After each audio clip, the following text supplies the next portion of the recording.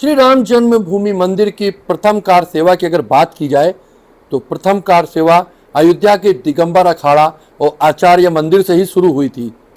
हम इस समय आचार्य मंदिर में मौजूद हैं और यहाँ के महंत श्री विवेक आचार्य जी हमारे साथ हैं।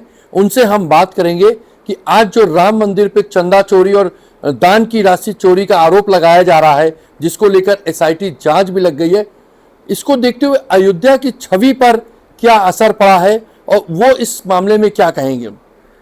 मान जी, ये बताइए कि इतनी बड़ी चोरी का आरोप लगाया गया है, जहां लाखों नहीं करोड़ों लोगों की आस्था का विषय है राम मंदिर। 500 वर्षों के इंतजार के बाद जब राम मंदिर बन के तैयार हुआ तो राम मंदिर में चंदा चोरी, दान पात्र चोरी जैसे आरोप लग रहे हैं, जिसको लेकर जांच भी लगा दी गई है। तो इस पूरे मैटर में आप क्या कहेंगे और अयोध्या की जो छवि है, इस मैटर को लेकर कितनी धूमिल हुई है? देखिए, ये बहुत ही दुखद हुआ है और अयोध्या की छवि बहुत खराब हुई है इन सभी ट्रस्टियों की वजह से। भगवान राम का स्थान 526 साल बाद स्थापित हुआ। 140 करोड़ जो भारतीय हैं, हिंदू हैं, उनकी आस्था का केंद्र राम मंदिर, और जिसमें इस तरीके का कृत्य हुआ है पैसे के लिए। और इसमें जो जांच हो रही है, अगर वो निष्पक्ष जांच हुई तो ये बहुत बड़ा घोटाला होगा। और दूसरा, ये जो चोरी का इल्ज़ाम लगा है ये भी सत्य होगा।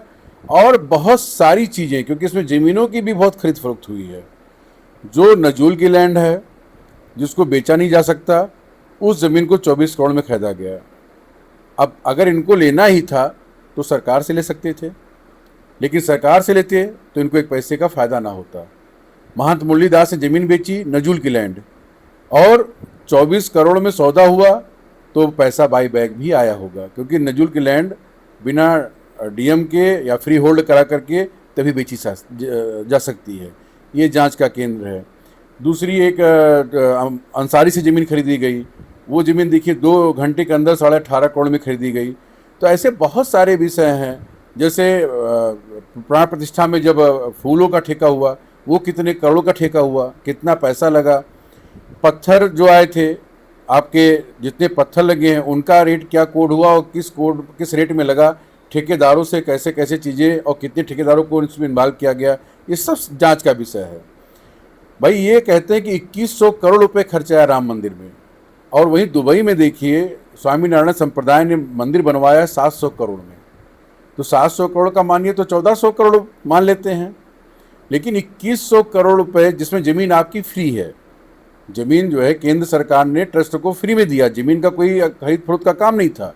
जो आपका 67 एकड़ ज़मीन जो इनको मिली थी, तो ज़मीन का तो आप रेट जोड़िए ही मत, सिर्फ कास्ट का जो आया है उस पर इन्होंने 2100 करोड़ रुपये खर्चा कर दिया है। तो ये सब सारी चीज़ें जांच के दायरे में आना चाहिए, क्योंकि ये अयोध्या के वैभव के, अयोध्या की गरिमा का सवाल है। और ये अयोध्या को बदनाम जिस तरीके से इन लोगों ने किया है, ये अक्षम्य अपराध है।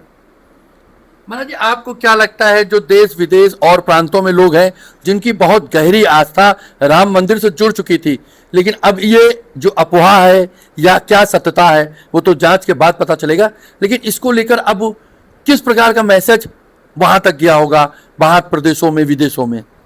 देखिए, ये बहुत ही खराब मैसेज गया है हिंदुत्व के लिए, अयोध्या वासियों के लिए, राम मंदिर के लिए। क्योंकि मलाई तो ये लोग खा के किनारे हट लिए हैं।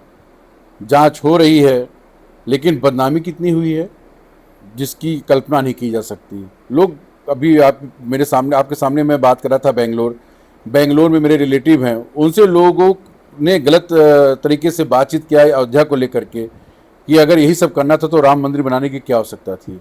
तो सोचिए, इन ट्रस्टियों की वजह से 100 करोड़ हिंदू किस तरीके से बदनाम हो रहे हैं और किस तरीके से इनको लोगों का सामना करना पड़ रहा है। महाराज जी, एक सवाल और करेंगे।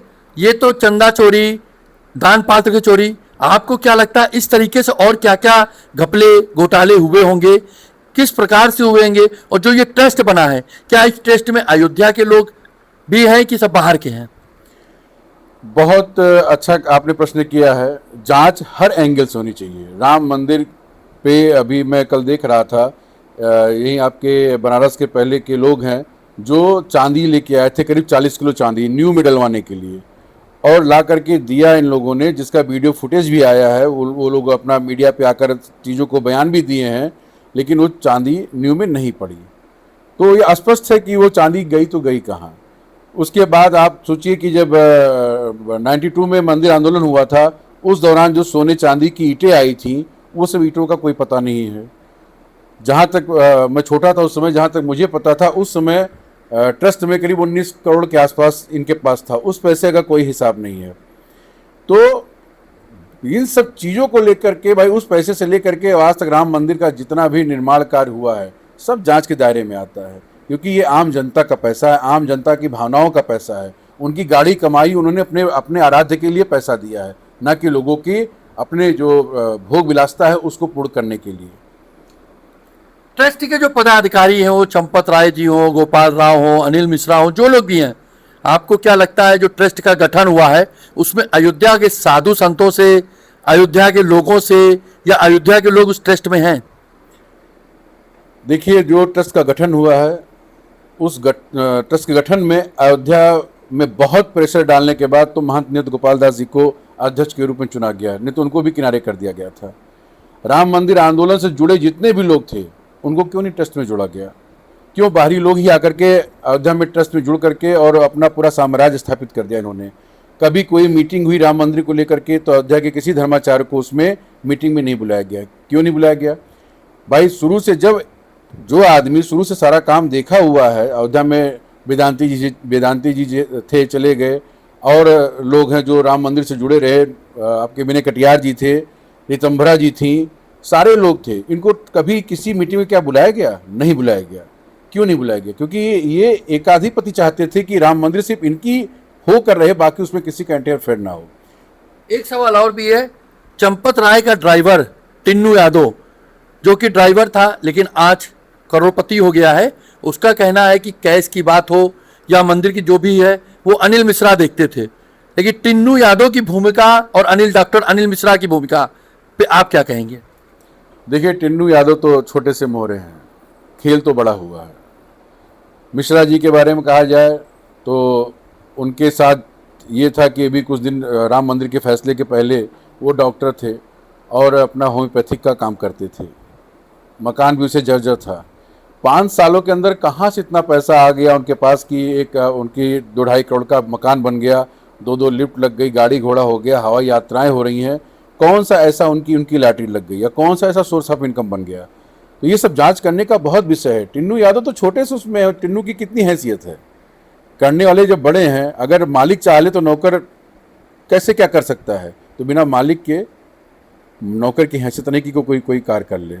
आज उत्तर प्रदेश के मुख्यमंत्री योगी आदित्यनाथ जी भी अयोध्या पहुंच रहे हैं कुछ देर में, और अयोध्या आ रहे हैं। उनका भी ये कहना है कि जांच में जो लोग भी दोषी होंगे उनको बख्शा नहीं जाएगा, लेकिन इस मुद्दे पर राजनीति ना किया जाए। देखिए, राजनीति तो नहीं होनी चाहिए, क्योंकि ये हमारे आराध्य का मामला है और माननीय मुख्यमंत्री जी इस मामले में बहुत सख्त हैं। वो कभी किसी को बख्शते नहीं, चाहे वो अपना हो चाहे पराया हो। अगर गलत है तो गलत है। उनकी कार्रवाई, मुझे पूर्ण विश्वास है कि वो ऐसी कार्रवाई करेंगे कि आने वाले समय में कभी भी किसी भी ट्रस्टी की हिम्मत नहीं पड़ेगी। यही नहीं, जो भी उत्तर प्रदेश में बड़े स्थान हैं उनके ट्रस्टियों की हिम्मत नहीं पड़ेगी कि कभी गड़बड़ घोटाला कर पाएं।